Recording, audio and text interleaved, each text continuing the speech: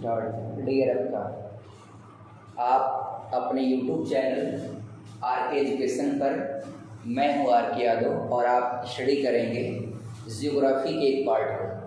तो जियोग्राफी में इंडिया का एक स्टेट हम लोग आज कवर करेंगे जो जम्मू कश्मीर, और इस समय तो उसको पहले जम्मू कश्मीर एक राज्य था, स्वतंत्र एक राज्य था। बस वहाँ पर कुछ अनुच्छेद जैसे आपका 370 और एक आपका आर्टिकल 35A के तहत ये आपका इसको एक विशेष राज्य का दर्जा प्रदान था। लेकिन अब वहाँ पर 370 को हटा करके और 370 को हटाने के बाद 35A आर्टिकल को भी हटा दिया गया। अब उसको दो राज्यों में बांट दिया गया। तो आप समझेंगे डियर आपका इस स्टेट को आपको पढ़ना है, जम्मू और कश्मीर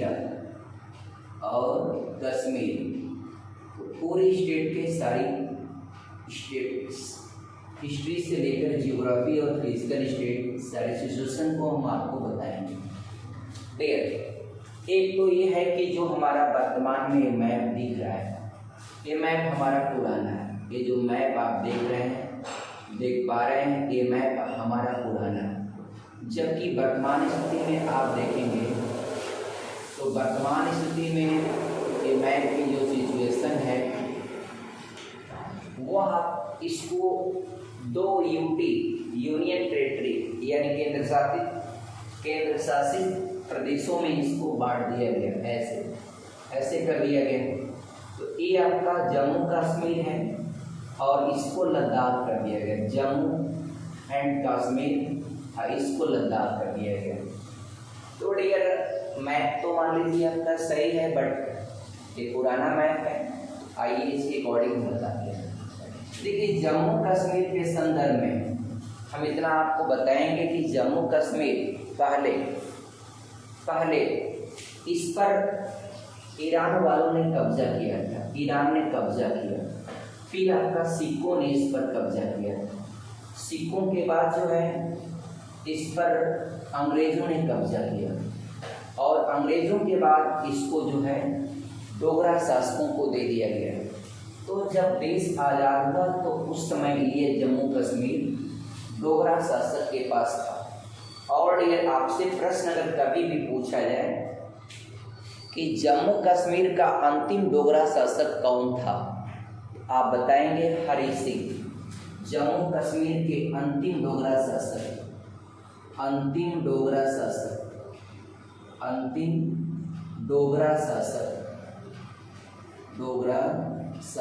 अगर नाम पूछता है हिस्ट्री के क्वेश्चन में, आप बताइएगा स्पष्ट हरि सिंह। अब डियर हरि सिंह आइए इसके बारे में जरा देखिए। तो डियर क्या इतिहास है इसका, जम्मू कश्मीर का। जब देश आज़ाद हुआ यानी अंग्रेज भारत छोड़ करके गए तो सरदार वल्लभ भाई पटेल को भारत देश की 500 से अधिक रियासतों का एकीकरण करना था। तो अलग अलग जगह पर अलग अलग शासक काम कर रहे थे, रियासतों के राजा थे। सबको उन्होंने आपका जो लोग आपका प्रेम से मिले उनको प्रेम से, जिनको थोड़ा बहुत बल प्रयोग करने की आवश्यकता पड़ी तो बल प्रयोग करके भी आपका, और ये पूरे भारत के इतने ज़्यादा अलग अलग रियासतों का एकीकरण करने का काम किया था सरदार वल्लभ भाई पटेल ने। इसलिए वी कॉल्ड देम, हम उनको जो है एकता का प्रतीक मानते हैं। इसी कारण आपका देखा होगा आपने उनके सम्मान में गुजरात में विश्व की सबसे ऊंची प्रतिमा द स्टैचू ऑफ यूनिटी, जो लगभग 182 मीटर ऊंची प्रतिमा है, और जो गुजरात में नर्मदा नदी की गोद में उस प्रतिमा को बनाया गया।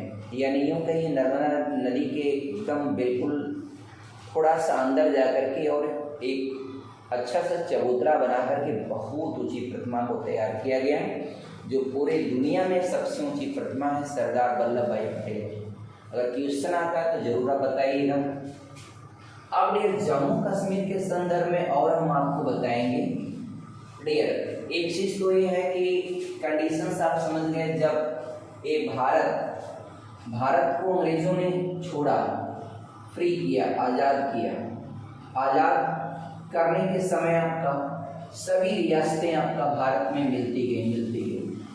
यहाँ पर जो राजा थे हरि सिंह, और हरि सिंह का वजीर जो थे वह फारूक अब्दुल्ला के पिता शेख अब्दुल्ला यहाँ के हरि सिंह के वजीर हैं। यानी शासन प्रणाली को देखने का काम जो है वह शेख अब्दुल्ला करते हैं, और शेख अब्दुल्ला के लड़के हैं फारूक अब्दुल्ला, और फारूक अब्दुल्ला के लड़के हैं उमर अब्दुल्ला। अभी देखा होगा जम्मू कश्मीर में कुछ दिनों पहले उमर अब्दुल्ला वहाँ के मुख्यमंत्री थे डियर, तो अभी भी वो लोग हैं, उमर अब्दुल्ला हैं, फारूक अब्दुल्ला है। तो डियर शेख अब्दुल्ला वजीर थे, एक जो जम्मू कश्मीर के अंतिम डोगरा शासक थे हरि सिंह, उनके वजीर। उनका जो भी आपका शासन प्रणाली से संबंधित जो भी कार्य प्रणाली होती थी वह उनका वजीर देखते थे, शेख अब्दुल्ला। अब हम आगे बात करेंगे, जब अंग्रेज छोड़ करके गए, अंग्रेज के छोड़ के जाने के बाद सभी रियासतों का एकीकरण होने लगा। इनको भी कहा गया, हरि सिंह को भी कहा गया, आप मिल जाएंगे इसमें, मतलब भारत के साथ आपका सभी रियासतों का एकीकरण हो जाए, Jammu Kashmir is also part of India. तो उनसे कहा गया कि आप भी जो है इसमें शामिल हो जाइए, भारत के एक भारत के लिस्ट में आप भी शामिल हो जाइए। तो वह हरि सिंह आपका चूंकि शेख अब्दुल्ला की एक्टिविटी के कारण आपका उनके एक अच्छे स्वभाव, अच्छा जो उनका एक इंटेलेक्चुअल न हो पाने के कारण वो हरि सिंह इसमें शामिल नहीं हुए आपका, तो छोड़ दिया कई लोगों ने, और छोड़ दिया। तब जो है जब देश आज़ाद हुआ, अंग्रेज चले गए, तो चूंकि भारत अपनी पूरी व्यवस्था को देख रहा था, उसमें प्रधानमंत्री हुए थे पंडित जवाहरलाल नेहरू। अब पंडित जवाहरलाल नेहरू प्रधानमंत्री थे डियर देश के, और सरदार वल्लभ भाई पटेल को बहुत सारा आपका उत्तरदायित्व दिया गया था। उसमें भारत के ज़्यादातर मुख्य तो ये रोल था कि सभी अलग अलग जो रियासतें हैं उनका एकीकरण करने का काम, जिम्मेदारी आपका सौंपा गया था सरदार वल्लभ भाई पटेल को। आपने सुना होगा ज्योतिरादित्य सिंधिया, ये लोग भी आपका राजा की तरह, एक रियासत था इनका ग्वालियर के पास, बहुत बड़ी रियासत थी, तो इनको कहा गया कि आप जो है भारत में शामिल हो जाइए। तो ये आपका कहे एक दो मांगे रखी अपनी अलग से कि हमारी जो हवेली और हमारा थोड़ा बहुत जो राजपाट है उसको, हवेली को राजा की तरह जो भी चीज़ें हैं उसको वैसे रखा जाए। तो ये लोग आपका इनकी मांग या डिमांड को मानते हुए और बड़े प्रेम से लोग शामिल हो गए। आज भी आप जाएंगे ग्वालियर में तो इनकी बड़ी बड़ी हवेली आपको देखने को मिलेगी। तो डियर आपका जो लोग प्रेम से शामिल हुए, प्रेम से, जो लोग आपका देखिए हैदराबाद के जो निजाम थे काफ़ी उन्होंने एक्टिविटी आपका बैठ किया, तो उनके साथ काफ़ी झड़प हुई, उसमें कार्रवाई भी करनी पड़ी सरदार वल्लभ भाई पटेल को। अंत में ये लोग भी आपका आए भारत के साथ। अब डियर ये मामला यहाँ पर जम्मू कश्मीर का है, तो जम्मू कश्मीर में जब हरि सिंह इसमें विलय नहीं किए तो डियर तो ठीक है, कोई बात नहीं, छोड़ दिया और देश आज़ाद हो गया। तब तक 1947 में ये जो पाकिस्तान वाले हैं सब डियर ये आपका आतंकवादी गतिविधि वाले जितने भी थे सब घुस गए आपका इसमें, ये आपका जम्मू कश्मीर में घुस गए, और करीब करीब जम्मू कश्मीर का जो है 30% हिस्सा लगभग जो आज पीओके के रूप में जाना जाता है, ये लगभग 30% हिस्सा एक कब्जा कर लिया। 30% पार्ट जो है जो ऑक्युपाइड कश्मीर के रूप में एक कब्जा कर लिया। तब हरि सिंह जो है चिल्लाने लगे। तो उन्होंने आपका भारत के प्रधानमंत्री दिल्ली में चूंकि राजधानी थी, तो उन्होंने कहा तब अपने मदद की गुहार किया। तो गुहार किया तो सरदार वल्लभ भाई पटेल ने कहा नहीं आपका ये, जब पहले हम लोगों ने कहा कि आप भारत के साथ विलय करके आप एक स्वतंत्र रूप से आपका भारत के साथ जुड़ करके भारतीय संविधान को मानते हुए आप काम करिए, अच्छा रहेगा, आपको जो भी कुछ सुविधाएं होंगी सब हम प्रदान करेंगे। लेकिन उन्होंने उस बात को अस्वीकार कर दिया। तब सरदार वल्लभ भाई पटेल ने कहा कि ऐसा करते हैं कि उसको छोड़ देते हैं, थोड़ा सा और उसकी शरारत जो है समझ में आए उसको। फिर डियर आपका लास्ट में जब उन्होंने रिक्वेस्ट किया पंडित जवाहरलाल नेहरू से, तो इन्होंने ब्रिगेडियर उस्मानी के नेतृत्व में भारतीय सेना को भेजा। लेकिन एक वो बात कहा कि आप यदि भारत के साथ विलय करेंगे तभी हम अपनी सेना को आपको भेजेंगे। तो हमारी सेना जब गई आपका ब्रिगेडियर उस्मानी के नेतृत्व में, तब तक जम्मू कश्मीर का 30% हिस्सा पाकिस्तान कब्जा कर लिया था। इसके बाद भारतीय सेना जाती है, और जाने के बाद जो भारतीय सेना जाती है तो आपका जहाँ पर थे वहीं पर आपका वे रुक गए। तो ये आपका पीओके का ऑक्युपाइड जो कश्मीर वाला हिस्सा है, या पाकिस्तान ऑक्युपाइड कश्मीर का जो पार्ट है, जिसको पाकिस्तान ने कैसे कब्जा किया, इस चीज़ का एक इतिहास। और चूंकि ये मामला जो है उसके बाद चूंकि 47-48 का मामला है, तो उसी समय ये आपका 1945 में यूएनओ यूनाइटेड नेशंस ऑर्गेनाइजेशन का गठन हुआ। तो पंडित जवाहरलाल नेहरू समझे कि आपका यूएनओ एक बेहतर संस्था है, वह इस मामले को आसानी से हल कर देगी। तो हल करने की उम्मीदों में आपका इस मामले को लेके गए तो तब से आपका आज तक यूएनओ इसका कोई स्पेसिफिक हल आपका या सॉल्यूशन नहीं दे पाया। तो इसलिए डियर आपका कहा जाता है कि जब कोई, आपने देखा होगा अपने यहाँ कि कोई भी मामला इन कोर्ट में चला जाता है, तो जिस कोई बिल्डिंग बन रही है कोई उस मामले को कोर्ट में लेके जाता है, तो जब तक कोर्ट का जजमेंट नहीं आ पाता है तब तक वहाँ पर आप किसी प्रकार की अपनी एक्टिविटी द्वारा आगे नहीं बढ़ सकते हैं।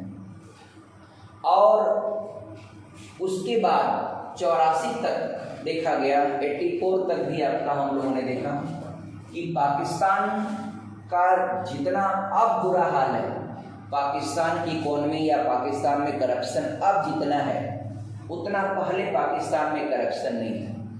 तो इसलिए हम लोगों ने भी अपने वक्त का इंतजार किया कि वक्त आएगा तो डेफिनेटली आई विल आपका take our part of Kashmir, हम अपने जम्मू कश्मीर के पार्ट को जरूर आपका वापस लाएंगे।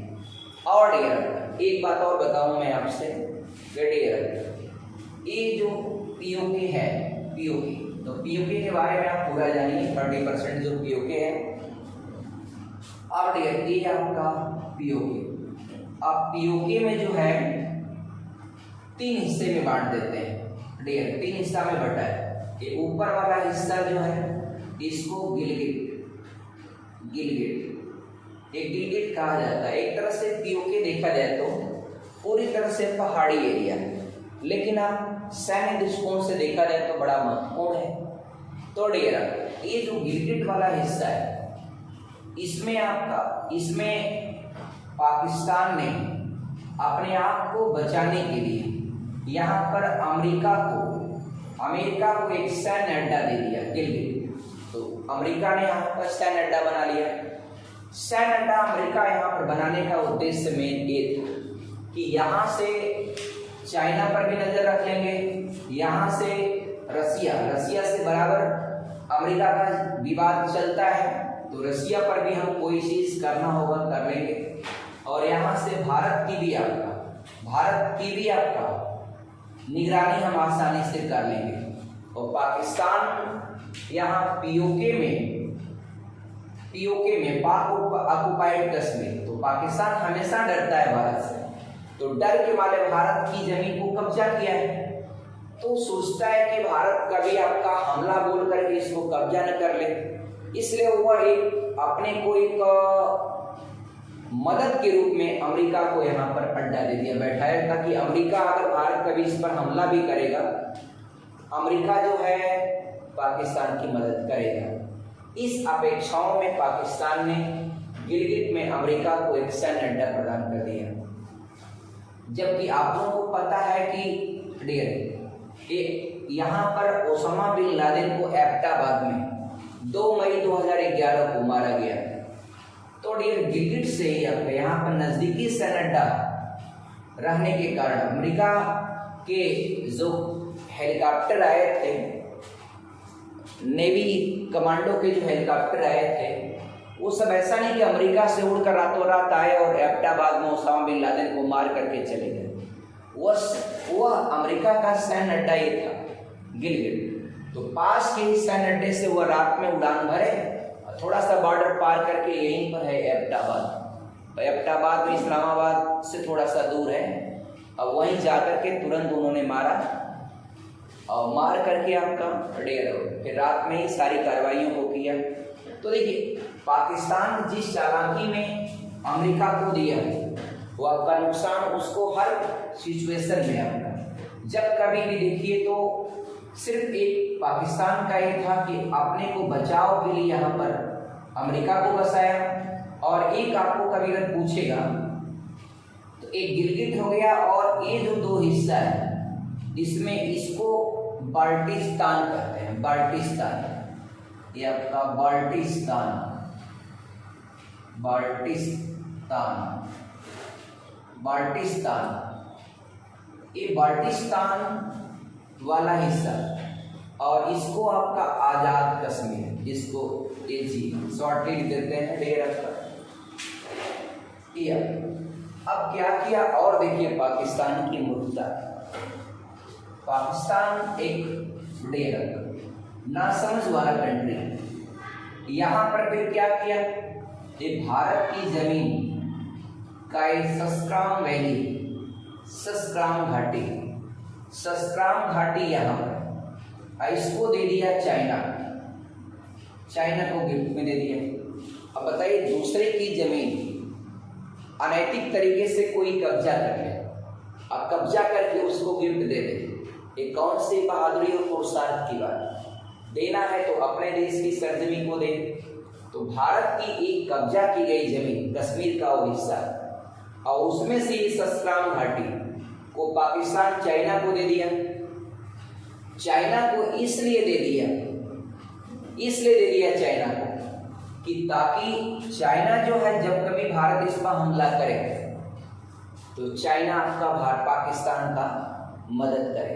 तो मदद के यानी पाकिस्तान एक डरपोक कंट्री है, और हमेशा अपने डर से बचने के लिए आपका ये यहाँ पर जितने भी खेल खेला, और नहीं तो एक और खेल खेला, ये तीनों जो गिलगित, बाल्टिस्तान और आज़ाद कश्मीर, ये तीनों पार्ट हैं किसके, पाक ऑक्युपाइड कश्मीर के, पीओके के पार्ट गिलगित, बाल्टिस्तान, आज़ाद कश्मीर। पूरा कंप्लीट आप जानने की कोशिश करिएगा, आपको पूरा पता हो जाएगा।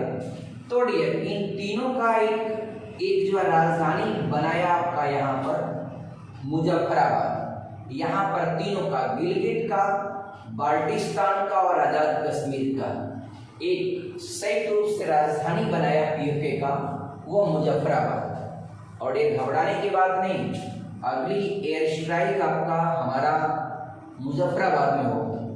और आपने सुना होगा इस भारत में आईआईटी, तो भारत में टॉप लेवल इंजीनियर को पैदा करने का संस्थान है IIT, Indian institute of technology. IIT की जो भी संस्थान है भारत में, चाहे खड़गपुर हो, चाहे आईआईटी कानपुर हो, अलग अलग भारत में बहुत जगह संस्थान है। उसी तरह से भारत में अगर मेडिकल के क्षेत्र में टॉप लेवल डॉक्टर जो पैदा होते हैं वो एम्स में होते हैं। एम्स न्यू दिल्ली, एम्स अलग अलग बहुत सारे, all India medical and science AIIMS जो भी है। और अब जैसे भारत में टॉप लेवल मैनेजर कहाँ से पैदा होते हैं, आईआईएम से पैदा होते हैं।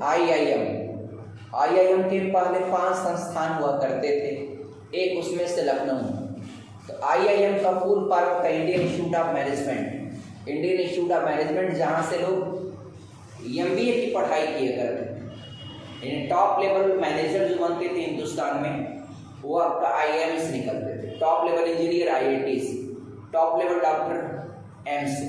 उसी तरह से टॉप लेवल आतंकवादी अगर निकलते हैं ये तो आपका मुजफ्फराबाद से निकलते हैं। मुजफ्फराबाद ही आपका सेंटर ऑफ आतंकवादियों का यहाँ पर तमाम कैंप चलते हैं। उन कैंपों से टॉप लेवल आतंकवादी पैदा होते हैं। This is the fact of Pakistan. ये आपका डियर। तो पाकिस्तान हमेशा आतंकवादी गतिविधियों को बढ़ावा देता है और यही वह कारण है।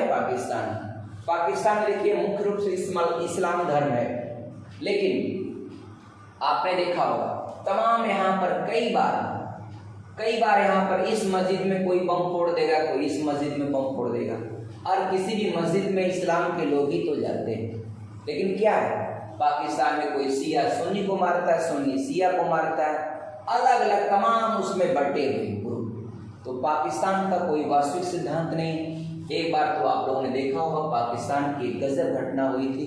यहाँ पर एक स्कूल था और उस स्कूल में आतंकवादी घुस गए और एक तरफ से प्यारे निहत्थे जो बच्चे होते हैं, छोटे छोटे बच्चे जो पढ़ने के लिए जाते हैं स्कूल में, उन सबों के ऊपर गोलियां चलाई पाकिस्तान में। बहुत सारे बच्चे आपका उन गोलियों का शिकार हुए। तो ये सब दुखद घटनाएं पाकिस्तान में होती है। और देखिए भारत जब से आज़ाद हुआ तो भारत कहीं चला गया मंगलयान पर, चंद्रयान पर, कहाँ भारत इतनी बड़ी उपलब्धियों को हासिल किया। आज भारत आपका 5 ट्रिलियन इकोनॉमी को प्राप्त करने की कोशिश करता है। और पाकिस्तान क्या करता है, पाकिस्तान जम्मू कश्मीर में घुसने की कोशिश करता है कि कौन सा नाले से पार कर दूंगा तो कश्मीर में पहुंच जाऊंगा, कौन सा ढाबा पार कर लूंगा तो कश्मीर पहुंच जाऊंगा। मतलब सिर्फ पाकिस्तान इससे सिवा का और कुछ सोचता नहीं, बस सोचता है तो सिर्फ कश्मीर में घुसने। और ये सोचना है तो अंतरिक्ष में जाओ। जैसे भारत कितना तरक्की करता है, भारत का मंगलयान देर आपने देखा होगा 2000 की नोट पर मंगलयान है। तो मंगलयान को भारत ने प्रक्षेपित किया और मंगल पर पहुंच गया। चंद्रयान, चंद्रमा पर भी आपका भारत के सैटेलाइट बहुत सारे काम करते हैं। तो इस प्रकार से भारत की उपलब्धि और पाकिस्तान का ये चीज आपका ये हुआ। और पाकिस्तान की एक बात और हम बताएंगे, पाकिस्तान के डरपोक की एक्टिविटी और जरा सुनिए। पाकिस्तान इतना डरपोक है कि और नहीं तो आपका क्या किया, चाइना को इस पीओके से सड़क दे दिया, जिसको आप जानते होंगे CPEC। ये आपका CPEC बनवा दिया चाइना। अब इसकी आपका मूर्खतापूर्ण कार्रवाई को समझ में नहीं आता पाकिस्तान कितना बड़ा मूर्ख देश है। अब देखिए CPEC बनवा दिया और पाकिस्तान के 2 ही बंदरगाह हैं। एक बंदरगाह आपका ग्वादर है। मैं इंटरनेशनल मैप के माध्यम से आपको बताता हूँ, आप देखिए ध्यान से। एक आपका बंदरगाह आपका ग्वादर है,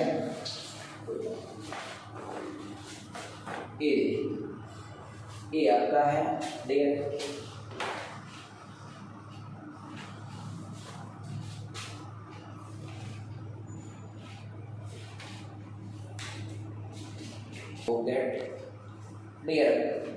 यहाँ देखिए पाकिस्तान का 2 ही बंदरगाह है। मुख्य बंदरगाह एक कराची है और दूसरा ग्वादर है। ये आपका कराची और ग्वादर है। अब 1971 की जंग में आपने देखा होगा जब भारत से लड़ाई हुआ तो पाकिस्तान का पूरा कराची पोर्ट एकदम तबाह कर दिया था भारत के योद्धाओं ने। जबकि 1971 में पाकिस्तान ही भारत पर हमला किया। कभी भी आज तक का इतिहास है कि भारत कभी भी आपका पाकिस्तान पर हमला नहीं किया। जब भी हमला हुआ है तो पाकिस्तान की तरफ से भारत पर हमला हुआ। तो एक कराची बंदरगाह आपका भारत के नौसेना के जहाज बेड़े जाकर के ऐसा बम बरसाए कि वो कराची के पास उसका जो बहुत बड़ा तेल का टैंक था वो कई किलोमीटर में था, उसी में जाकर के गोला आपका गिरा और उसी में पूरा आग लग गया। पूरा कराची बंदरगाह एकदम जलने लगा, पूरा एकदम तबाही, चारों तरफ हाहाकार बच गया। सब पाकिस्तानी छोड़ आपका अब भाग गए कहाँ, ग्वादर बंदरगाह पर। और आज ये मूर्ख देश जो है इस ग्वादर बंदरगाह को चाइना को दे दिया गिफ्ट में, चाइना को डेवलप करने के लिए दे दिया। चाइना क्या करता है अपनी चालाकी, एक पीओके से सड़क निकाल दिया, यहाँ ला करके आपका एक ग्वादर बंदरगाह है, ग्वादर बंदरगाह। चाइना की चालाकी ये है कि चाइना जो भी अपना उत्पाद दुनिया में बेचता है वो यहाँ से हो करके और इस रास्ते से आपका वो पूरी दुनिया में आपका, चाहे वो अफ्रीका मूल में हो, यूरोप मूल में हो, मिडिल ईस्ट में, अपना सारा सामान चाइना बेचता है। चाइना को कोई प्रोडक्ट अपना भेजना होता है इधर अफ्रीका के लिए या अरब कंट्रीज के लिए या यूरोप के लिए, तो यहाँ से भेजता था, समुद्र के रास्ते बाईपास करता था। अब चाइना ने कितना चालाकी किया, पाकिस्तान का यहाँ से सड़क बना देते हैं, सड़क बना देंगे आपका, और सड़क बना देते हैं तो एक काम करो, सड़क के किनारे, सड़क के किनारे ये आपका 11,000 औद्योगिक इकाइयों को लगाई जाएगी। आपका ये औद्योगिक इकाइयां लगेंगी तो जो भी उद्योग धंधे लगेंगे उससे आपका जो भी आमदनी होगी, जिस देश में आप अगर किसी देश में जाकर के उद्योग लगाएंगे तो आप मान लीजिए कंपनी खोल दिया यहाँ पर पीओके में, तो कंपनी खोल देंगे तो जो आमदनी होगा उसका कुछ हिस्सा पाकिस्तान को टैक्स के रूप में आप देंगे, तो पाकिस्तान का फायदा होगा। कोई भी कंपनी, आपको पता है कि भारत में जब कोई विदेशी कंपनी आकर निवेश करती है तो कंपनियों का यह शर्त होता है कि मान लीजिए 80% एम्प्लॉई आपके देश से लेंगे। हाँ, ये है कि लाभ के रूप में जो कमाएंगे वो अपने देश लेके जाएंगे, लेकिन आपके देश में क्या हुआ, एक तो आपके देश के लोगों को रोजगार मिल गया, रोजगार मिलने के अलावा जो है आपके देश के लोगों को एक तरह से प्रोडक्ट जो उत्पाद उससे निकलेगा वह सस्ता मिल जाएगा। दूसरी बात कि वो कंपनी जब लगाएगी तो बहुत सारे टैक्स, जैसे बिजली आपसे लेगी, कच्चा माल आपका खरीदेगी, रॉ मटेरियल। तो जैसे आपका चीनी की कोई कंपनी लगा दिया, जापान कोई कंपनी आकर के भारत में चीनी का अपना इकाई लगा दिया, तो ऐसा नहीं कि गन्ना लेने के लिए आपका जाएगी आपको जापान, फिर भारत से गन्ना खरीदेगी ना, तो भारत से यदि गन्ना खरीदेगी तो फायदा आपका है। इस बात को डियर आप लोग बहुत बखूबी से समझिएगा, बहुत इंपॉर्टेंट चीज़ है। इस सारी चीज़ों को भारत के हर एक नागरिक को जानना चाहिए। आगे बड़े होंगे आप तो डियर कॉमनली आप किसी भी कंपटीशन के हिस्से में आप जाएंगे, आप उसमें अलग अलग क्वेश्चंस में सारी कंडीशंस को आप लिखेंगे। बड़े बड़े एग्जाम देंगे, जब आपका संघ लोक सेवा आयोग के एग्जाम देंगे, यूपीएससी, आईएएस, पीसीएस के एग्जाम देंगे, तो आप उसमें सारे कंटेंट में आप डालेंगे जो आपको लिखना रहेगा। अब थोड़ा सा लिख करके छोड़ देंगे तो नंबर थोड़ी मिलेगा, उठा के फेंक देगा आपका कॉपी, या 2 नंबर 4 नंबर देगा, उससे आईएएस पीसीएस नहीं बन सकता है। बनना होगा तो आपको कंटेंट में जो भरने होता है, लिखना होता है कलम से, बहुत सारे स्पेसिफिक पॉइंटों को देंगे, तो जानकारी रहेगा तब तो देंगे किसी मामले को लेकर के आपका।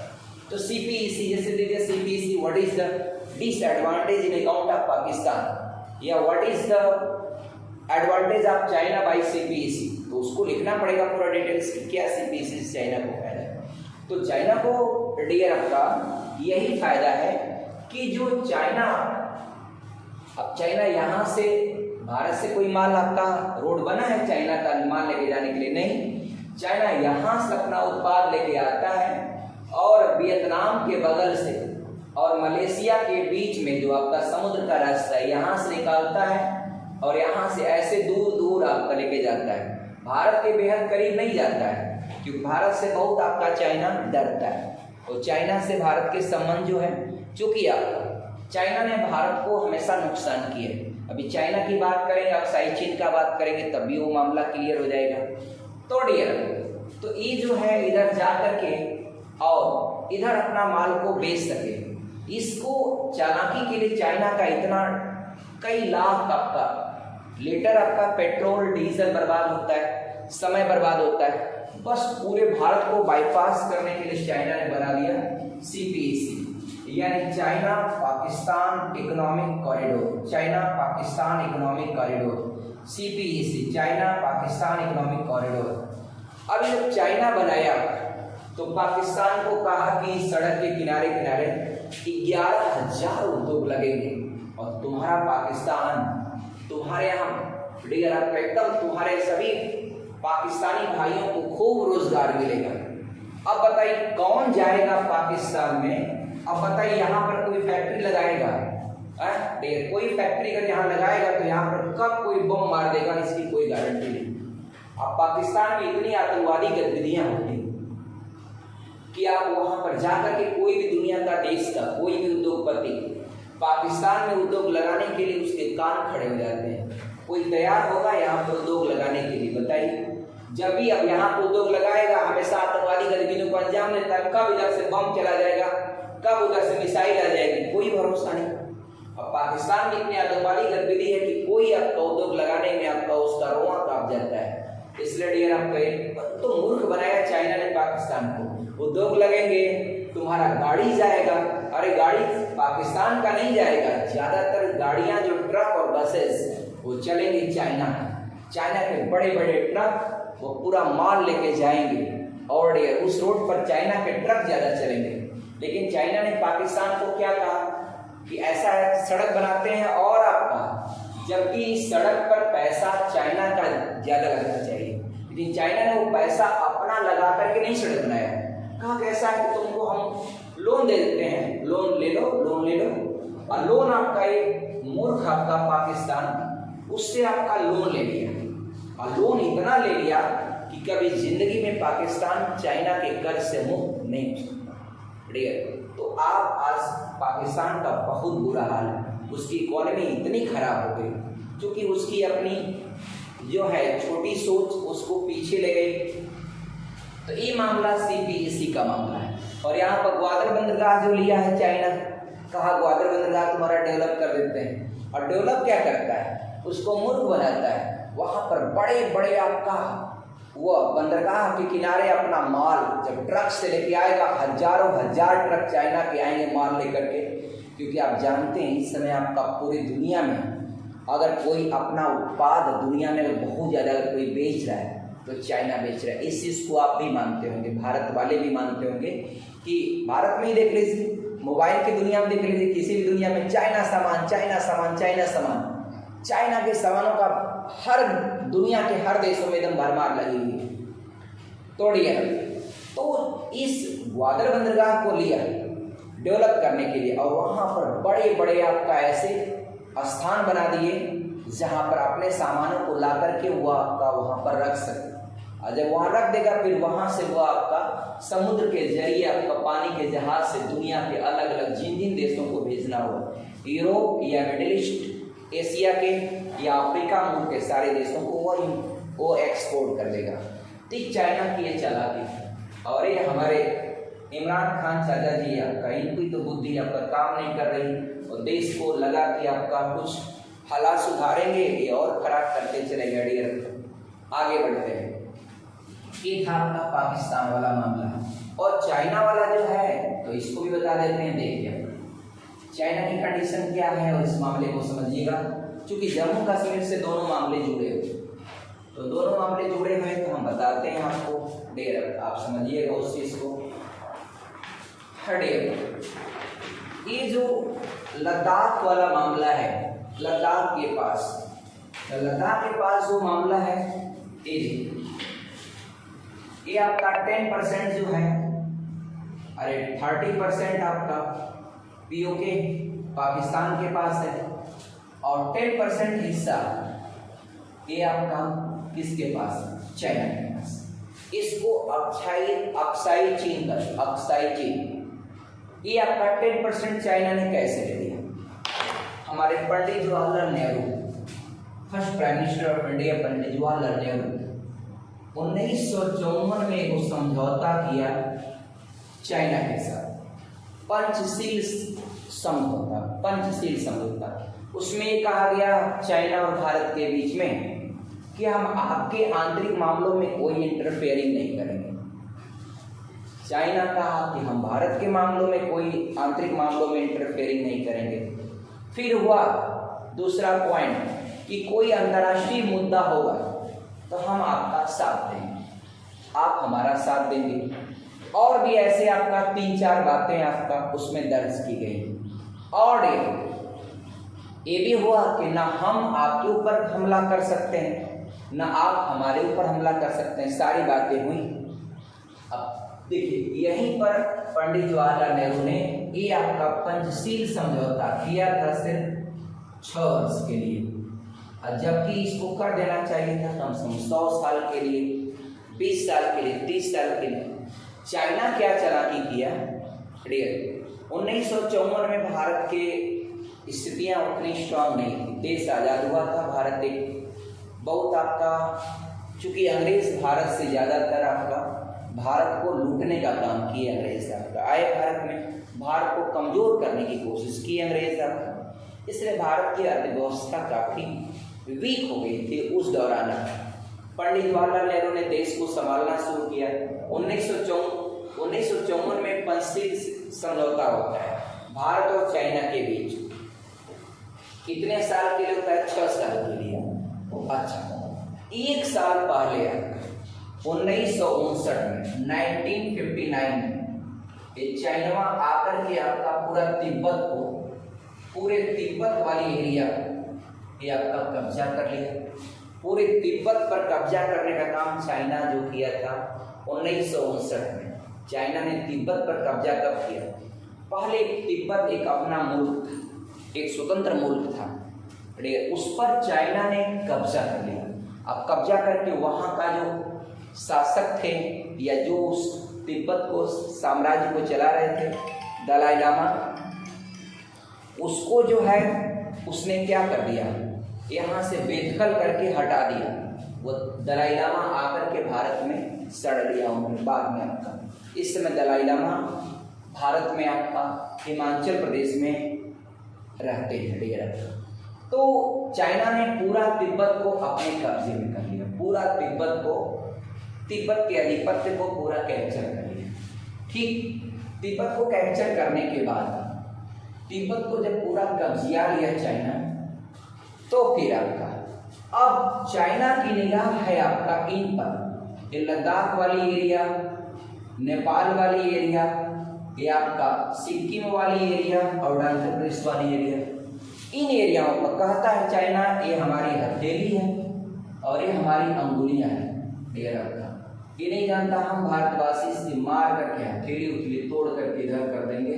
ये आया है हमारा लद्दाख या आपका नेपाल या सिक्किम या अरुणाचल प्रदेश पर अपनी निगाह खराब करता है चाइना। आपने देखा होगा कि चाइना अपने मैप में अरुणाचल प्रदेश को भारत में दिखाता ही नहीं, बार बार कहता है कि ये आपका हमारा हिस्सा है, तिब्बत का हिस्सा। ये चाइना की आपका गलत नीति, विस्तारवादी नीति, जबकि अब चाइना की विस्तारवादी नीति चलने वाली नहीं।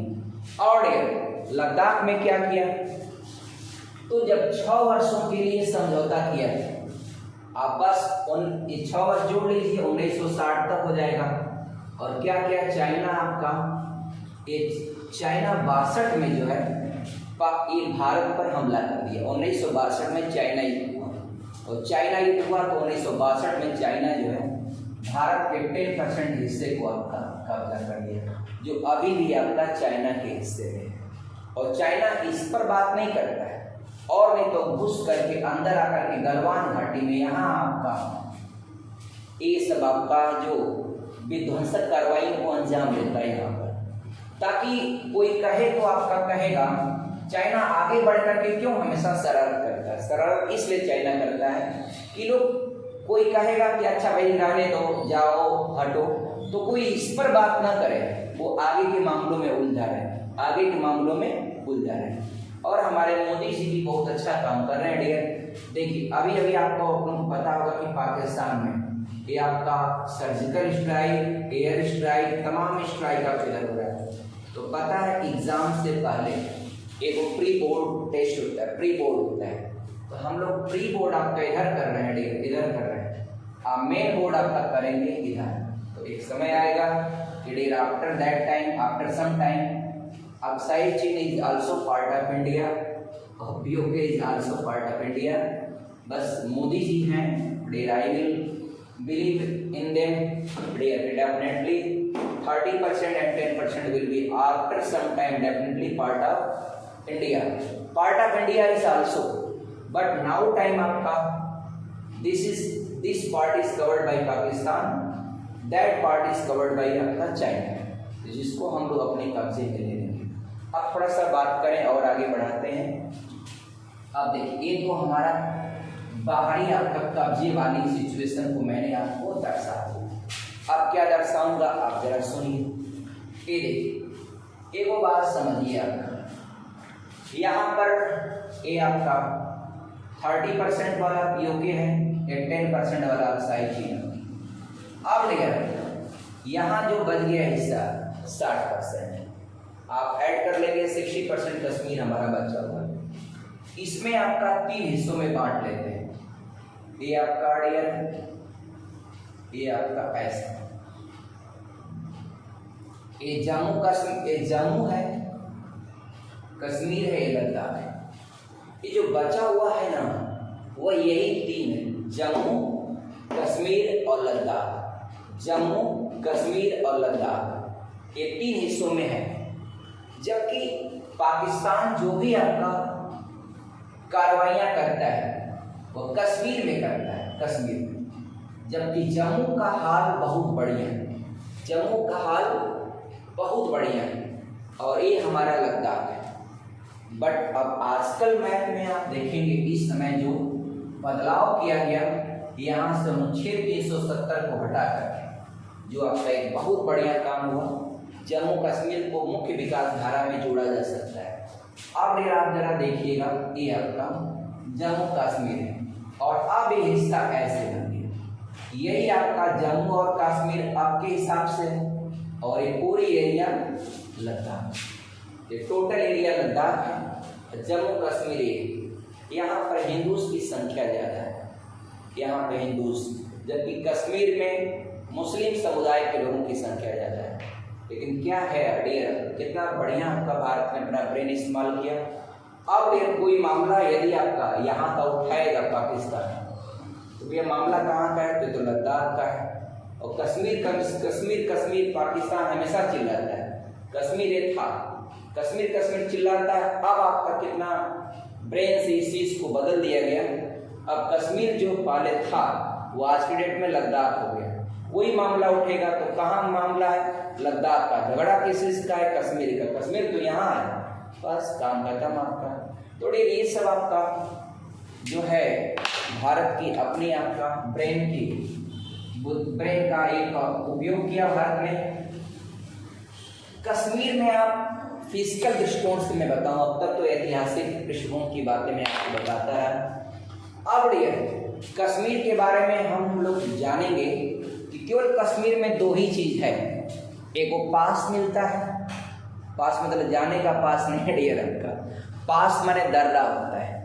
2 पहाड़ों के बीच, बिटवीन 2 माउंटेन अवे इन विच आपका you can go from one point two another point. यानी 2 पहाड़ों के बीच जो पतला आवागमन का मार्ग है, जिस मार्ग से आप आ जा सकते हैं, 2 पहाड़ों के बीच में पतला सकरा आवागमन का मार्ग जिससे आप आ जा सकें आपका, उसी को बोलते हैं पास यानी दर्रा। दर्रा यानी पास। पास क्या है, 2 पहाड़ों के बीच पतला आवागमन का मार्ग बोलते हैं आपका दर्रा। बोलते हैं क्या, दर्रा यानी पास। अच्छा, और क्या डियर, घाटी क्या होता है, तो समझिए वैली क्या है। तो डियर सिंपल जियोग्राफी का कोई भी डिस्क्रिप्शन आप देंगे तो विधिवत उसमें पूरा लिख सकते हैं डियर। जियोग्राफी का सोशल में कुछ भी डिस्क्रिप्शन दीजिए। वैली क्या, डिफाइनेट आपका। तो बिटवीन टू माउंटेन सम आपका प्लेन एरिया इन विच आपका 1 or 2 or 3 आपका विलेज कैन बी स्टेबलाइज। यानी 2 पहाड़ों के बीच में वह समतली एरिया जहां पर 1, 2, 3 गांव बस सकें, उसी को हम लोग कहते हैं घाटी। घाटी यानी वैली, वही आपका क्या है, वैली। तो जम्मू कश्मीर में आप देखेंगे तो क्या मिलेगा आपको, सिर्फ मिलेगा डियर पास और वैली, पास और वैली।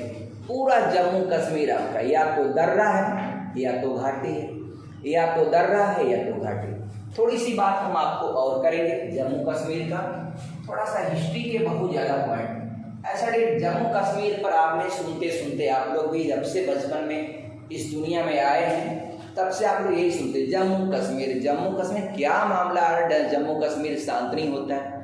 तो हम पढ़ा रहे हैं तो हम भी सोच रहे हैं कि जम्मू कश्मीर का ज़्यादा से ज़्यादा मामले को आपके सामने स्पष्ट कर दें ताकि जम्मू कश्मीर के बारे में आप अच्छी जानकारी रखें। जब कोई बात आप जम्मू कश्मीर पर अपनी बातों को रख सकें। ये जम्मू कश्मीर से 370 हटना ये आपका भारत के हित में आता सबसे बेस्ट एक वर्क मैं मानता हूँ अपने विचारधाराओं के अनुसार। अब कोई कहता है कि बीजेपी का कोई काम बता दीजिए बढ़िया। डियर बीजेपी का जितने भी काम बढ़िया हैं उसमें से एक सबसे द बेस्ट वर्क आपका कि जम्मू कश्मीर से 370, क्योंकि 370 जब आपका रहता ना डियर यहाँ पर तो यहाँ पर कोई भी आपका जा करके आप सोचिए आपका राज्य सवाल जा करके यहाँ जमीन ले ले श्रीनगर में तो नहीं ले सकता। लेकिन आज क्या है 370 हट गया, जब चाहे राज्य सवाल जाकर के जम्मू कश्मीर के किसी भी एरिया में सुंदर अपना फ्लैट आपका पहाड़ों की वादियों में बना सकता है कोई भी dear, not a particular person आपका, एनीबॉडी कैन बी आपका dear. Yes also can take there आपका फ्लैटेड एरियाज। तो डियर ये फायदा, दिस इज एडवांटेज डियर, ये एडवांटेज है 370 के हटने का। नहीं तो क्या 370 के हटने से पहले नहीं हटता तो क्या कोई भारत का आम कोई व्यक्ति जाकर के जम्मू कश्मीर में जमीन ले पाता? नहीं ले पाता डियर। तो ये प्रॉब्लम था। अब क्या है डियर, पूरे भारत के लोग जाकर के जम्मू कश्मीर में जगह, उद्योग, फैक्ट्री कुछ भी लगा सकते हैं। इसलिए जम्मू कश्मीर का विकास वो मुख्य धारा से जुड़ गया। यहाँ तक कि डियर यहाँ पर सेना जब जाती थी तो यहाँ पर अलग आपका जम्मू कश्मीर का एक अलग झंडा रहता था। अब भारत का झंडा तो रहता ही था। जब कभी जो झंडा वंडा फहराते थे तो वो भी तिरंगा झंडा के साथ साथ वो भी झंडा फहराते थे। और बहुत जगह पर इतना कंट्रोवर्सी मामला था आपका कि जम्मू कश्मीर एकदम जो है मोदी जी ने इतना बेस्ट वर्क किया आपका आर्टिकल ये जो अनुच्छेद 370 को हटा करके, जबकि 370 के लगे रहने के कारण वो क्या किया, जब पाकिस्तान सब प्रवेश कर लिए, पाकिस्तानी जब प्रवेश कर लिए जम्मू कश्मीर में 30% हिस्से में कब्जा करने लगे तो जब यहाँ की सेना गई ब्रिगेडियर उस्मानी के नेतृत्व में तो हाउ जो गलत दिमाग वाला जो शासक था शेख अब्दुल्ला जो वजीर था आपका किनका, हरी सिंह का, वो क्या किया, हरी सिंह से मिलने ही नहीं दिया और विलय पत्र पर साइन करते समय कहा कि हम भारत में तभी अपना विलय करेंगे जब हमारे राज्य को एक विशेष राज्य का दर्जा प्रदान करेंगे, एक अलग, ताकि भारत का संविधान का ज्यादातर हिस्सा जम्मू कश्मीर में लागू न हो। अब यहाँ पर डियर कोई भारतीय सेना का जवान किसी जम्मू कश्मीरी को पत्थर मार रहा है, उसको पीट के अगर बंद कर दे तो आपका वहाँ की स्टेट गवर्नमेंट आपका उसके ऊपर प्रशासनिक या FIR दर्ज कर देती थी। अब बताइए बहुत सारे ऐसे अधिकार थे जो आपका हमको फ्री आज़ादी के साथ हम काम नहीं कर पाते थे।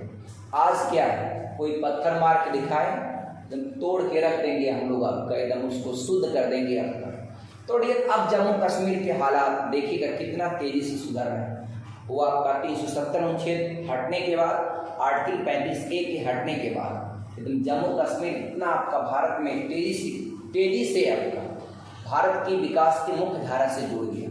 अभी हाल ही में मोदी जी ने बैठक किया, उसमें जम्मू कश्मीर के विपक्षी दलों के नेताओं को भी बुलाया और कहा कि हम चाहते हैं कि जम्मू कश्मीर को एक स्वतंत्र राज्य का दर्जा प्रदान करें, लेकिन ये तब तक नहीं हो पाएगा जब तक कि वहाँ के हालात बहुत काफ़ी अब का बेहतर न। उन्होंने आश्वासन दिया कि हम चाहते हैं कि उसको पूर्ण राज्य का दर्जा प्रदान करें, जबकि इस समय जम्मू कश्मीर और आपका लद्दाख वह भारत का एक पूर्ण राज्य नहीं है। इस समय वह एक केंद्र शासित प्रदेश है, एक यूनियन टेरिटरी के रूप में आपका काम कर रहा है। और यहाँ पर तो जम्मू कश्मीर में एक बात और जानिएगा, यहाँ पर विधानसभा लोकसभा का चुनाव होगा, लेकिन यहाँ पर जो है डियर आपका यहाँ लद्दाख में केवल आपका लोकसभा का चुनाव होगा, यहाँ विधानसभा के चुनाव नहीं होंगे।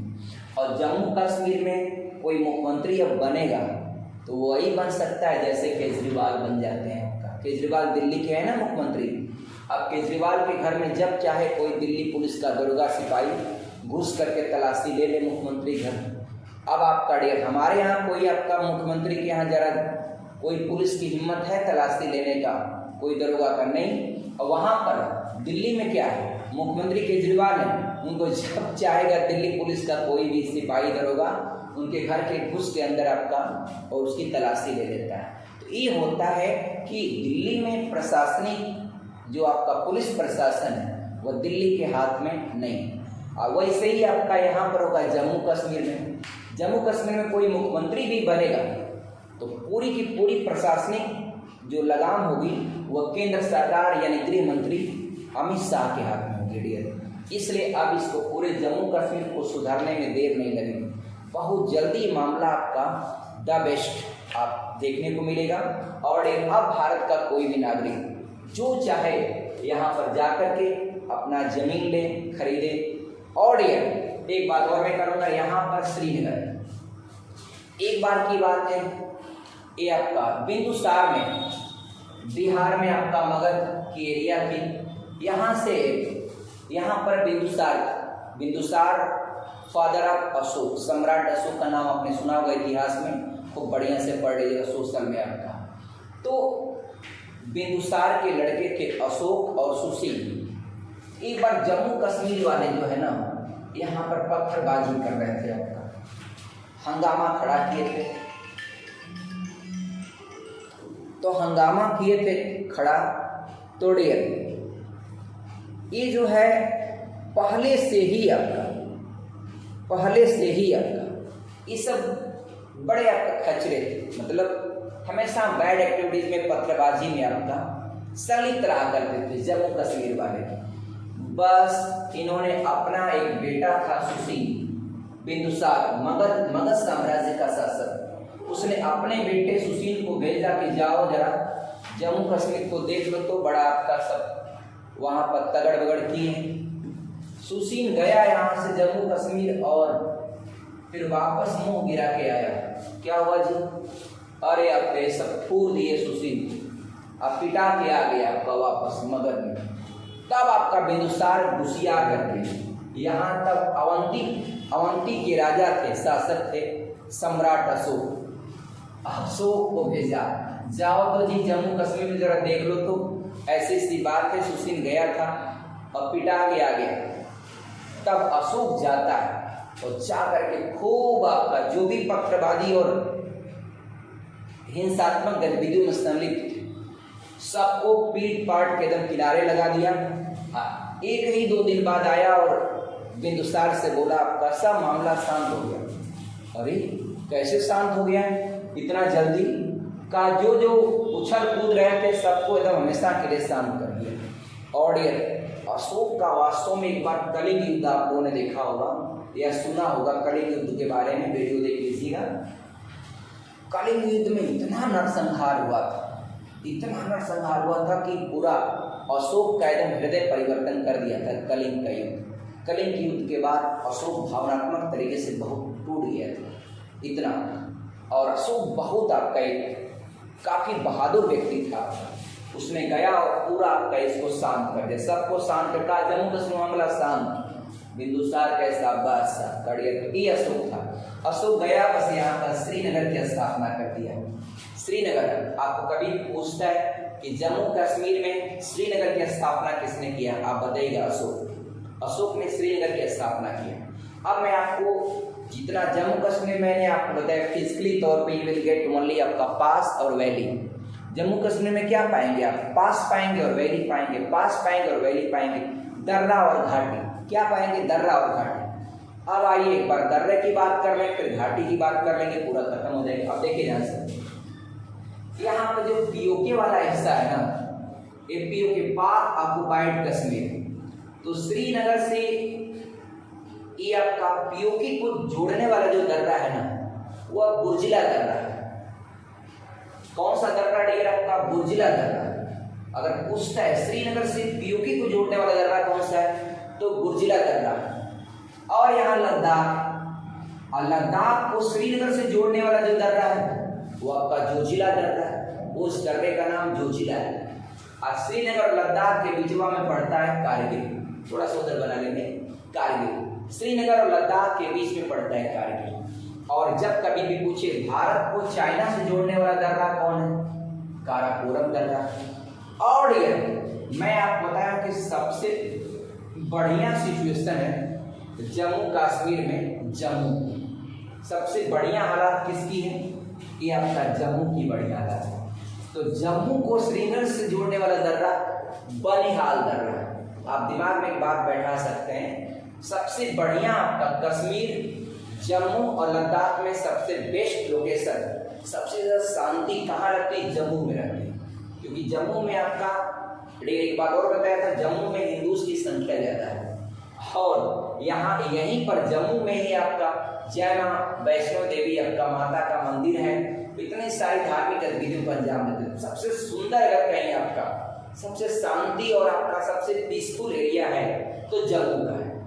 और जम्मू की स्थापना किया था एक जम्मू लोचन एक राजा था, उसने स्थापना किया था। जम्मू की स्थापना किसने किया था, जम्मू लोचन ने किया था।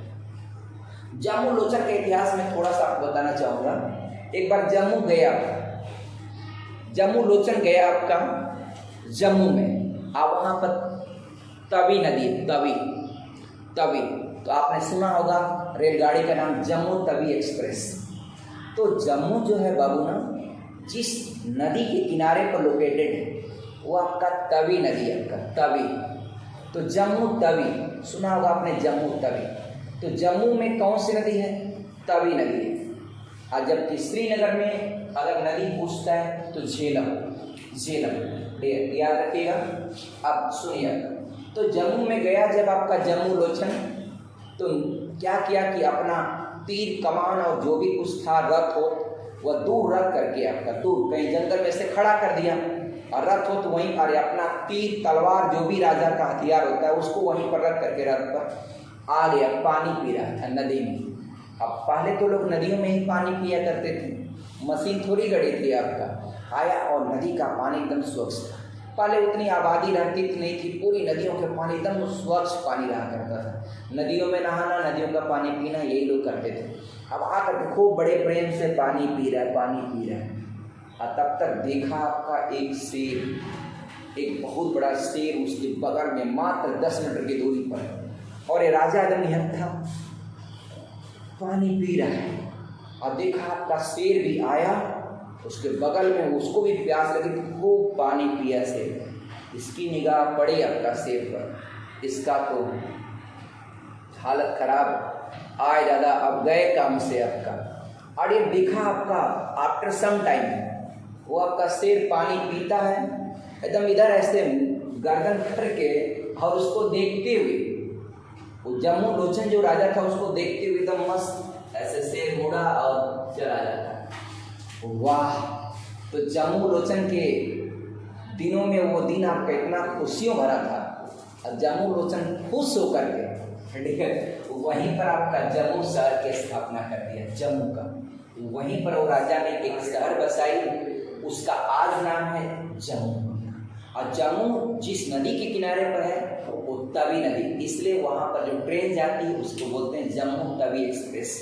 एक बात जानना बच्चे लोग, आप लोग की श्रीनगर को जम्मू से जोड़ने वाला जो दर्रा है उसका नाम है बनिहाल दर्रा। कौन सा दर्रा? बनिहाल। आप इंग्लिश में चाहिए इंग्लिश में लिख लीजिएगा, बनिहाल दर्रा यानी बनिहाल पास। जो जिला पास, काराकोरम पास, बुर्जिला पास, 4 आपका दर्रे वो आपका पास। कभी भी श्रीनगर में अरे वहाँ पूछता है जम्मू कश्मीर में, ये रहा आपका पास। आइए मैं अब आगे बढ़ा दूँ और ये आपको लेके चलता हूँ माउंटेन और वैली की ओर। तो जरा आपका देखिएगा, जब भी सुनते हैं आप जम्मू कश्मीर में तो सिर्फ आपका वैली हमेशा रेयर आपका रेयर। आप लोग क्या सुनते हैं? यही सुनते हैं आज घाटी में गोलाबारी हुई और इतने आतंकवादी मारे गए जिसमें हमारे सेना के 2 जवान भी घायल हुए। ये आए दिन सुनते हैं। तो घाटी आप लोग सुनते परेशान। आइए आप जम्मू कश्मीर की घाटियों के बारे में एक आप पूरा अध्ययन कर लें आपका विधिवत। यहाँ पर ये ऊपर जो है ना, जो पहाड़ है ये आपका माउंटेन रेंज, इसका नाम है डियर काराकोरम। कौन सा पहाड़ है टॉप, सबसे ऊपर जो रेंज है, पर्वत श्रृंखला है, उसका नाम है काराकोरम माउंटेन रेंज। ठीक ना डियर। दूसरा है माउंटेन रेंज आपका लद्दाख माउंटेन रेंज, इसका नाम है लद्दाख आपका पर्वत श्रेणी, लद्दाख माउंटेन रेंज। ओके। इसके बाद तीसरा डियर है, ये आपका कौन सा है, तो आपका जे से जास्कर, जास्कर माउंटेन रेंज। और ये लास्ट में वो है यहाँ पर नीचे, ये आपका पीर पंजाल माउंटेन रेंज। तो बच्चा आप जानिएगा जम्मू कश्मीर में ये 4 पर्वत श्रृंखलाएं हैं, काराकोरम, लद्दाख, जास्कर और पीर पंजाल। इसको शॉर्ट में एक ट्रिक याद करते हैं, कलेजा पार, कलेजा पार, कलेजा पार। काराकोरम, लद्दाख, जास्कर, पीर पंजाल, काराकोरम, लद्दाख, जास्कर, पीर पंजाल। अब काराकोरम, लद्दाख, जास्कर, पीर पंजाल, काराकोरम, लद्दाख, जास्कर, पीर पंजाल। एकदम जानिए पूरा। इसको मैंने आज सोच लिया कि फाइनल करूंगा पूरा का पूरा डिट्टो, अब पूरा सारा प्लान आपको पता हो जाएगा। जम्मू कश्मीर के एक रग रग उसका जाएंगे। और अब 370 और आर्टिकल 35 के हटने से बहुत खूबसूरत आपका जम्मू कश्मीर है, और जम्मू कश्मीर में आपका स्वागत है। वेलकम टू इन जम्मू कश्मीर। कभी भी आप जा सकते हैं घूमने के लिए। अब एक बात जरा सुनिए, यहाँ पीर पंजाल, और पीर पंजाल के नीचे वहाँ एक और माउंटेन रेंज है, उसको आपका धौलाधर माउंटेन रेंज कहते हैं।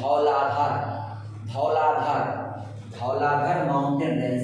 बच्चा ये पीर पंजाल के नीचे, लेकिन ये आपका जम्मू कश्मीर में पूरा नहीं आता है। इसका ज़्यादातर हिस्सा जो है ये जम्मू कश्मीर में आता ही नहीं है। एक्चुअली ये आपका हिमाचल प्रदेश का हिस्सा है। थोड़ा मोड़ा इधर टच करते हुए, थोड़ा मोड़ा टच करता होगा, अलग की बात है। तो डियर ये आपका धौलाधर, ये धौलाधर पर्वत श्रेणी आपका याद रखिएगा। अब डियर ये बताइए, ये काराकोरम पर्वत श्रृंखला है। तो काराकोरम जो पर्वत श्रृंखला है, इसमें जो चोटियां हैं वह काराकोरम 1, काराकोरम 2, काराकोरम 3, काराकोरम 4, काराकोरम 5। ये आदमी पगला जाएगा। काराकोरम 1, काराकोरम 2, काराकोरम 3, काराकोरम 4 करते करते तब इसको एक शॉर्ट नेम ढूंढा गया। शॉर्ट नेम क्या? K1, K2, K3, K4। कितना शॉर्ट हो गया? तो यही आप सुनते आए होंगे कि भारत की सबसे ऊंची चोटी का नाम है K2। इसको दूसरा नाम देते हैं गार्डविन ऑस्ट्रेन। इसकी ऊंचाई है 8611 मीटर। ये ऊंचाई है इसका, किसका? K2 गार्डविन ऑस्ट्रेन का। ये अलग अलग चोटियां हैं, एक चोटी K1, दूसरी K2, तीसरी K4, मतलब K3, K4 ऐसे। तो अब आसान हो गया, K1, K2, K3, K4। आज वास्तव में ये आपका K2 जो है ना, ये आपका भारत में नहीं, हालांकि भारत की है, लेकिन भारत के जो कब्जे वाला हिस्सा है उसमें नहीं। ये आपका किसके हिस्से में है? आपका POK, पाक ऑक्युपाइड कश्मीर के हिस्से में आता है आपका K2। आगे बढ़ते हैं। ये चाइना है, ये भी पहाड़ है, बीचवा में वो घाटी, ये भी घाटी, चाइना काराकोरम घाटी है। एक काराकोरम और लद्दाख के बीच में जो घाटी है, ये आपका काराकोरम लद्दाख घाटी, और लद्दाख और जास्कर के बीच में जो घाटी है, इसको लद्दाख जास्कर घाटी कहते हैं। और जास्कर और पीर पंजाल के बीच में जो घाटी है, इसको जास्कर पीर पंजाल घाटी कहते हैं। क्या कहते हैं? जास्कर पीर पंजाल घाटी। अब पीर पंजाल और धौलाधर के बीच में घाटी है, इसको नाम देते हैं क्या? आपका कुल्लू घाटी। आपने नाम सुना होगा, कुल्लू घाटी है। अब सुनिए जरा, ये पीर पंजाल जब आगे बढ़ेगा ना, अब ऐसा नहीं कि यहाँ से पहाड़ चलेगा तो आपका हिमाचल प्रदेश, जम्मू बॉर्डर आ गया। अरे पहाड़ के लिए बॉर्डर किया, पहाड़ में घुस जाएगा, पाकिस्तान में हिल जाएगा। अब पाकिस्तान में हिल करके जब आगे बढ़ता, कोई माउंटेन या प्राकृतिक चीजों के लिए कोई बॉर्डर या सीमाएं नहीं होती। अब डियर आपका यहाँ पर एक घाटी बहुत प्रसिद्ध है, जिसका नाम है स्वात वैली। स्वात घाटी, स्वात वैली। तो डियर आप याद रखिएगा, भारत में दो घाटियां, एक कुल्लू घाटी और स्वात घाटी, ये आपका सेब के उत्पादन के लिए पूरी दुनिया में आपका प्रसिद्ध है। सबसे सुंदर सेब अगर आपको मिलते हैं तो कुल्लू घाटी का और स्वात घाटी का। स्वात घाटी लोकेटेड इन पाकिस्तान और कुल्लू घाटी इन आपका इंडिया। तो भारत में है आपकी कुल्लू घाटी और यहाँ पर है आपका स्वात घाटी। एक बार जरा डियर ध्यान से देखिएगा, एक प्रश्न किया था, जरा ध्यान से देखिएगा डियर की एक प्रश्न किया था एक बार कि एक 4 माउंटेन रेंज है, काराकोरम, लद्दाख, जास्कर, पीर पंजाब। तो एक पीसीएस में एक प्रश्न पूछा था एक बार कि कौन सा पर्वत श्रेणी वह ट्रांस हिमालय का हिस्सा नहीं। अब जरा देखिए, ये जो हिमालय है ना डियर, वो टोटली आपका मेन हिमालय आपका यही है, ये मेन हिमालय आपका यही है, ये आपका ये मेन हिमालय है डियर, ये मेन हिमालय। मेन हिमालय का जो हिस्सा है वो आपका जो मेन यानी मध्य, जो बृहद हिमालय कहते हैं। अब बृहद हिमालय के ऊपर ये आपका जम्मू कश्मीर पड़ता है। तो ये जो आपका काराकोरम, लद्दाख और जास्कर, ये सब तो ये बृहद हिमालय को पार करके होता है, लेकिन पीर पंजाल की जो पर्वत श्रृंखला है वो आधी आपका बृहद हिमालय में आती है, आधी आपका बृहद हिमालय के उधर आपका ट्रांस हिमालय का हिस्सा है। एक बार वो प्रश्न पूछा था कि ये चारों आपका पर्वत श्रृंखलाओं में कौन सी पर्वत श्रृंखला ट्रांस हिमालय का हिस्सा नहीं। किसका? ट्रांस हिमालय का हिस्सा नहीं। एक वर्ड आता है ट्रांस, हिंदी में भी ट्रांस रहेगा और इंग्लिश में भी ये ट्रांस रहेगा। अब ट्रांस क्या होता है डियर आपका? तो सिंपल है डियर, ट्रांस माने किसी भी चीज को पार करके उस पार चले जाना, वो हिस्सा ट्रांस के अंतर्गत आता है। जैसे नदी है, तो आप नदी के इस पार है, नदी के उस पार, हम नदी को हेल करके पूरा पार कर लें, उस पार वाले गांव जो होते हैं ट्रांस के अंतर्गत आते हैं। आपने एक मैप में देखा होगा, यहाँ पर डियर देखिएगा, इस मैप में ये आपका जो हिस्सा है, ये रूस का ये वाला हिस्सा यूरोप में आता है, ये वाला हिस्सा जो है वो आपका साइबेरिया का पूरा हिस्सा आपका, वो ये साइबेरिया का पूरा हिस्सा जो है ये आता है किसमें आपका, ये आपका एशिया में आता है। और रूस का ये वाला हिस्सा आपका आता है यूरोप में।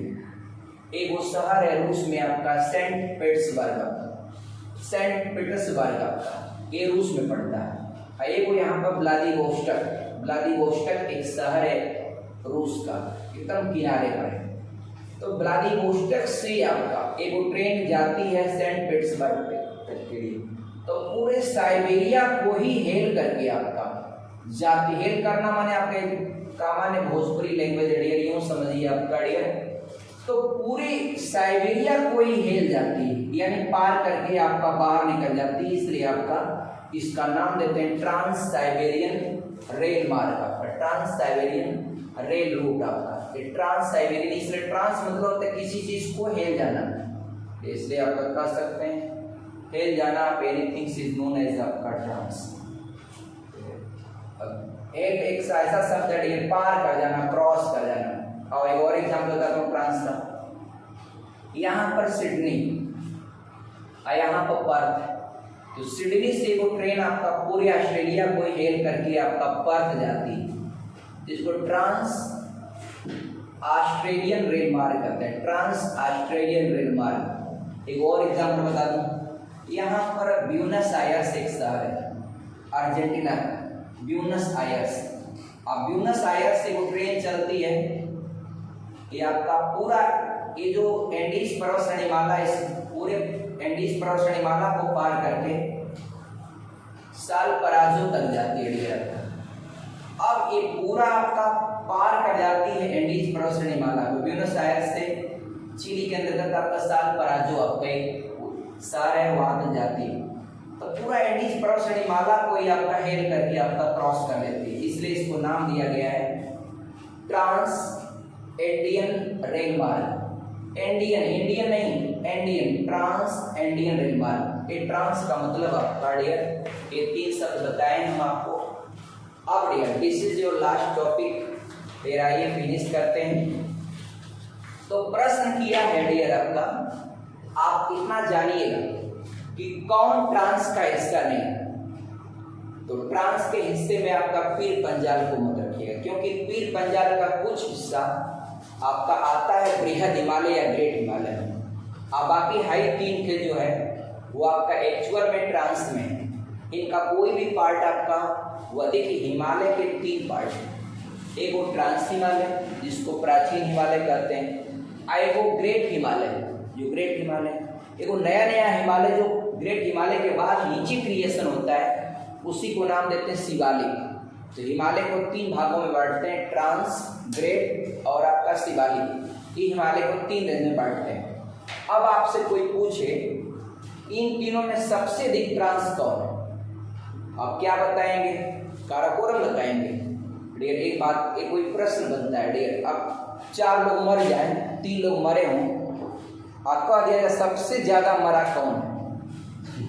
तो डियर सबसे ज्यादा मरा कौन है? डियर मर गए तो मर गए, उसमें सबसे ज्यादा कौन मरा है? तो डियर ट्रांस का मतलब हो गया कि हिमालय के पार्ट को क्रॉस करके अगर उधर चला जाए तो ये जो जम्मू कश्मीर का ज्यादातर पर्वत श्रेणियां हैं वो ट्रांस हिमालय के अंतर्गत आती हैं। आप इस बात को हमेशा नोट कर लीजिएगा, याद कर लीजिएगा। तो डियर अब आज की क्लास में बस इतना ही डियर, और अब अगले क्लास में कुछ नई टॉपिक दूसरी लेते हैं। वीडियो के अंत तक बने रहने के लिए आपको बहुत बहुत धन्यवाद। ओके, जय हिंद।